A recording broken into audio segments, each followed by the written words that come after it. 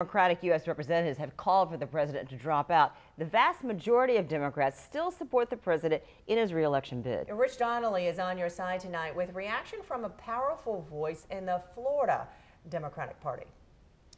That's right, Jessica. Tracie Davis is a representative of Jacksonville in the state Senate and received commitments to become the next minority leader in the state Senate. She said she still supports the president, but does have some concerns about the direction of the party as a whole.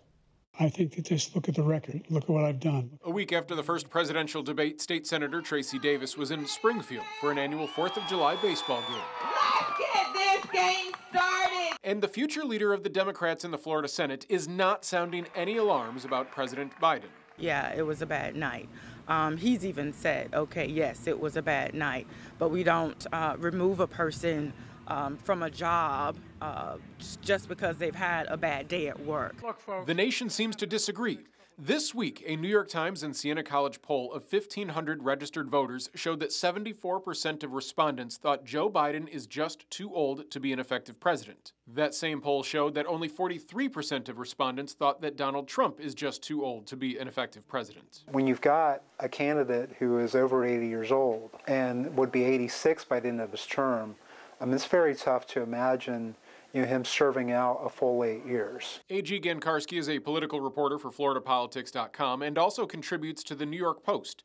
He regularly writes about the two oldest candidates to ever run for president. Donald Trump has a similar issue because Donald Trump is 77. If he were to get elected in 24, he'd be 81 at the end of his term, and we'd be talking about these capacity issues. While Biden is the target of claims about cognitive ability, Trump was recently convicted of felonies for falsifying business records and faces further legal issues. Davis supports Biden for president. His campaign recently opened a headquarters in Jacksonville.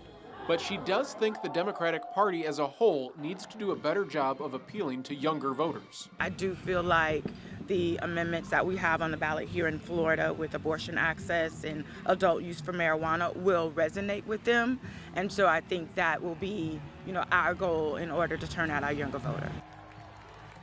But the question remains if those younger voters will support President Biden in November. Again, they'll be able to hear him during an exclusive interview with ABC tonight at 8 p.m. on ABC 25. Reporting Rich Donnelly, First Coast News, on your side.